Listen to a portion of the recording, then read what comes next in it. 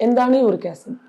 നമ്മുടെ ശരീരത്തിലെ ഡീനയിൽ കാണുന്ന ഒരു ഘടകമാണ് പ്യൂരിൻ. അത് വിഘടിച്ചുണ്ടാകുന്ന ഒരു ഉപോൽപ്പന്നമാണ് യൂറിക് ആസിഡ്. ഈ യൂറിക് ആസിഡ് ശരീരത്തിൽ അമിതമാകുമ്പോൾ ഉണ്ടാകുന്ന കണ്ടീഷനെയാണ് നമ്മൾ ഹൈപ്പർ യൂറിസീമിയ എന്ന പദം കൊണ്ട് ഉദ്ദേശിക്കുന്നത്. നമസ്കാരം, ഞാൻ doctor Jaseela Ashraf, consultant physician and diabetologist, Phoenix Medicity, former TM hospital, Chettuva. സാധാരണയായി 3.5 മുതൽ 6.5 വരെയാണ് രക്തത്തിലെ നോർമൽ യൂറിക് ആസിഡിൻ്റെ റേഞ്ച്. ഇതിൽ കൂടുതൽ 6.5-ന് മുകളിൽ വരുമ്പോൾ നമ്മൾ സാധാരണയായി അതിനെ ഹൈപ്പർ യൂറിസീമിയ എന്ന രീതിയിലാണ് കണക്കാക്കാറുള്ളത്. എന്നാൽ എല്ലായ്പ്പോഴും ഹൈപ്പർ യൂറിസീമിയ ട്രീറ്റ്മെൻറ്റ് എടുക്കേണ്ടി വരാറില്ല. രക്തത്തിൽ യൂറിക് ആസിഡ് കൂടുന്നതിന് എന്തൊക്കെയാകാം കാരണങ്ങൾ? 2 രീതിയിലാണ് രക്തത്തിൽ യൂറിക് ആസിഡ് കൂടാൻ സാധ്യതയുള്ളത്. ഒന്ന്, ശരീരത്തിൽ യൂറിക് ആസിഡ് അമിതമായി ഉൽപ്പാദിപ്പിക്കപ്പെടുന്നത് മൂലം. രണ്ടാമതായി, ശരീരത്തിലെ യൂറിക് ആസിഡ് ശരിയായ രീതിയിൽ വിസർജനം ചെയ്യപ്പെടാത്തത് കൊണ്ട്. സാധാരണയായി കിഡ്നിയിലൂടെയാണ് യൂറിക് ആസിഡ് വിസർജനം ചെയ്യപ്പെടുക. കിഡ്നി സംബന്ധമായ അസുഖങ്ങളുള്ള രോഗികളിൽ അത് ശരിയായ രീതിയിൽ നടക്കാതിരിക്കുകയും യൂറിക് ആസിഡിൻ്റെ അളവ് കൂടുകയും ചെയ്യാറുണ്ട്. അപ്പോൾ നിങ്ങൾക്കൊരു സംശയം ഉണ്ടാകാം, ഈ ഹൈപ്പർ യൂറിസീമിയ അഥവാ യൂറിക് ആസിഡ് കൂടുന്നതും ഗൗട്ട് ഒരേ അസുഖങ്ങളാണോ? അല്ല. ഹൈപ്പർ യൂറിസീമിയ രക്തത്തിലെ യൂറിക് ആസിഡിൻ്റെ അളവ് കൂടുന്നതും ഗൗട്ട് എന്നത് ഒരുതരം വാതരോഗവുമാണ്. അതായത് ഹൈപ്പർ യൂറിസീമിയ ഒരു ജീവിതശൈലി രോഗവും ഗൗട്ട് അതിൻ്റെ കോംപ്ലിക്കേഷനുമാണെന്ന് പറയാം. ഹൈപ്പർ യൂറിസീമിയ എന്ന് പറയുന്നത് നമ്മുടെ ഹൈപ്പർ ടെൻഷനും ഡയബറ്റിക്കും ഒക്കെ പോലെ ഉള്ളൊരു കണ്ടീഷനാണ്. അത് നമ്മൾ പ്രോപ്പറായിട്ട് നിയന്ത്രിച്ച് നിർത്തിയില്ല എന്നുണ്ടെങ്കിൽ അത് അതിൻ്റെ കോംപ്ലിക്കേഷനായ ഗൗട്ടിലേക്ക് പോകാനുള്ള സാധ്യതയുണ്ട്. അതുപോലെ കാണുന്ന മറ്റു കോംപ്ലിക്കേഷനാണ് യൂറോലിത്തിയാസിസ്. അതായത് കിഡ്നിയിലും യൂറിൻ ബ്ലാഡറിലും എല്ലാം സ്റ്റോൺസ് ഫോം ചെയ്യുക, അതുപോലെ കിഡ്നി സംബന്ധമായ അസുഖങ്ങളിലേക്ക് മാറുക എന്നുള്ളതെല്ലാം യൂറിക് ആസിഡ് കൂടുന്നതിൻ്റെ ഭാഗമായി ഉണ്ടാകുന്ന കോംപ്ലിക്കേഷൻസ് ആണ്. അപ്പോൾ ഇത്തരം കോംപ്ലിക്കേഷൻസിലേക്ക് പോകാതിരിക്കാൻ വേണ്ടി യൂറിക് ആസിഡ് ഒരു നോർമൽ ലെവലിൽ നിലനിർത്തിക്കൊണ്ട് പോവുക എന്നത് അത്യാവശ്യമാണ്.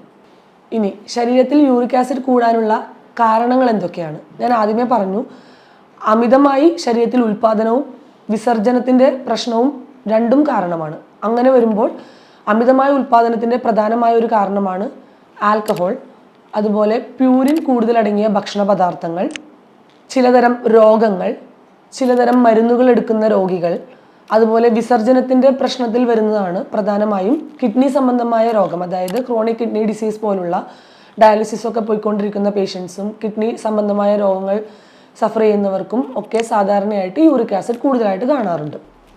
ഇനി ഈ ഹൈപ്പർ യൂറിസീമിയയിൽ തന്നെ 2 കാറ്റഗറി ഉണ്ട്. അസിംറ്റമാറ്റിക് ഹൈപ്പർ യൂറിസീമിയ, അതായത് യൂറിക് ആസിഡ് ശരീരത്തിൽ കൂടി നിന്നാലും, അതായത് അവർക്കത് 6.5-ഓ 8-നും മുകളിലോ നിന്നാലും അവർക്ക് കാര്യമായ ലക്ഷണങ്ങളൊന്നും കാണില്ല. അത്തരം രോഗികൾ സാധാരണയായി കാര്യമായ ചികിത്സകൾ എടുക്കേണ്ടി വരാറില്ല. ഭക്ഷണ നിയന്ത്രണത്തിലൂടെ അവർക്ക് യൂറിക് ആസിഡ് ഒരു നോർമൽ ലെവലിൽ മെയിൻറ്റെയിൻ ചെയ്ത് കൊണ്ടുപോകാൻ പറ്റുന്നതാണ്. മറ്റ് രോഗികളാണ് സിംറ്റമാറ്റിക് ഹൈപ്പർ യൂറിസീമിക് രോഗികൾ. അതായത് അവർക്ക് ശക്തമായ ലക്ഷണങ്ങൾ കണ്ടുവരും. അത്തരം ലക്ഷണങ്ങൾ എന്താണെന്ന് നോക്കാം. പ്രധാനമായും കാലിൻ്റെ തള്ളവിരലിലുള്ള ശക്തിയായ വേദന, അവിടെ ചുവന്ന തടിച്ച പാട്, അതുപോലെ തന്നെ നീര് വരിക, തൊടുമ്പോഴും നല്ല ശക്തിയായ വേദന തോന്നുക, ചൂട് തോന്നുക, ഇതൊക്കെയാണ് സാധാരണയായി ഒരു ഗൗട്ട് അറ്റാക്കിലേക്ക് പേഷ്യൻ്റ് പോകുമ്പോൾ നമുക്ക് കണ്ടുവരുന്ന ലക്ഷണങ്ങൾ എന്ന് പറയുന്നത്. ഇത്തരം രോഗികളിൽ പലപ്പോഴും നമുക്ക് ചികിത്സാ വിധികൾ തേടേണ്ടി വരാറുണ്ട്. യൂറിക് ആസിഡ് നിയന്ത്രിച്ച് നിർത്താൻ എന്തൊക്കെ പ്രതിവിധികളാണ് നമ്മൾ എടുക്കേണ്ടത്? പ്രധാനമായും ശ്രദ്ധിക്കേണ്ടത് ഞാൻ നേരത്തെ പറഞ്ഞ പോലെ ഹൈ പ്യൂരിൻ കണ്ടൻ്റ് ഉള്ള ഫുഡ് ഒഴിവാക്കുക എന്നുള്ളതാണ്. അപ്പോൾ എന്തൊക്കെയാണ് ഈ പ്യൂരിൻ കണ്ടൻറ്റ് കൂടുതലുള്ള ഫുഡ് ഐറ്റംസ്? സാധാരണയായി ഏറ്റവും കൂടുതൽ പ്യൂരിൻ കണ്ടുവരുന്ന ഫുഡാണ് സീ ഫുഡ് ഐറ്റംസ്. അതിൽ തന്നെ മത്തി, ട്യൂണ, കക്കയിറച്ചി, അത്തരം ഭക്ഷണങ്ങൾ. പിന്നെ റെഡ് മീറ്റ്, അതായത് ബീഫ്, മട്ടൻ, പോർക്ക്. പിന്നെ നമുക്ക് മലയാളികൾക്ക് അധികം കാണുന്ന ഒരു ഭക്ഷണശീലമാണ് ഓർഗൻ മീറ്റ് കൺസംഷൻ. അതായത് കരള്, ബ്രെയിൻ, കുടൽ, അങ്ങനത്തെ നമ്മുടെ മീറ്റിൽ തന്നെ ഓർഗൻസ് കഴിക്കുന്ന ഒരു ശീലം നമുക്കുണ്ട്. അത്തരം ഫുഡ് ഐറ്റംസ്. പിന്നെ ഏറ്റവും പ്രധാനമായിട്ടുള്ള ഒന്നാണ് ആൽക്കഹോൾ. നിങ്ങൾ ഒരു യൂറിക് ആസിഡ് അമിതമായിട്ടുള്ള രോഗിയാണെങ്കിൽ ആൽക്കഹോൾ നിയന്ത്രിക്കാതെ നിങ്ങളുടെ യൂറിക് ആസിഡ് ലെവൽ നിങ്ങൾക്ക് നോർമലിലേക്ക് കൊണ്ടുവരാൻ പറ്റില്ല. ഏറ്റവും ആദ്യം ചെയ്യേണ്ടത് ആൽക്കഹോൾ നിയന്ത്രിക്കുക എന്നുള്ളതാണ്. പിന്നെ മറ്റു ഭക്ഷണ പദാർത്ഥങ്ങളാണ് ഷുഗർ, അതുപോലെ തന്നെ അമിതമായ മധുരമുള്ള മധുരപലഹാരങ്ങൾ. പിന്നെ ചിലതരം പച്ചക്കറികളിലും യൂറിക് ആസിഡ് കൂടുതൽ കണ്ടുവരാറുണ്ട്. സാധാരണയായി അത്തരം പച്ചക്കറികൾ എന്ന് പറയുന്നത് കോളിഫ്ലവർ, ബ്രോക്കോളി, ചിലതരം പരിപ്പ് വർഗ്ഗങ്ങൾ, ലെൻറ്റിൽസ് എന്ന് പറയും നമ്മൾ, അതുപോലെ ഗ്രീൻ പീസ്, കോളിഫ്ലവർ, മഷ്റൂം, ചീര, അതുപോലുള്ള ചില ഭക്ഷണ പദാർത്ഥങ്ങളിലും അധികമായി യൂറിക് ആസിഡ് കണ്ടുവരാറുണ്ട്. അപ്പോൾ ഇത്തരം ഭക്ഷണ പദാർത്ഥങ്ങൾ പരിപൂർണമായോ പരമാവധിയോ ഒഴിവാക്കുക എന്നുള്ളതാണ് പ്രധാന പ്രതിവിധി. പിന്നെ ആദ്യമേ ഞാൻ പറഞ്ഞു, ആൽക്കഹോൾ പരിപൂർണമായും ഒഴിവാക്കുക. പിന്നെ ഇതിലെ പ്രധാനമായ ഒരു വില്ലനാണ് അമിതവണ്ണം. അമിതവണ്ണം കുറക്കുക എന്നുള്ളത് വളരെ പ്രധാനമാണ്.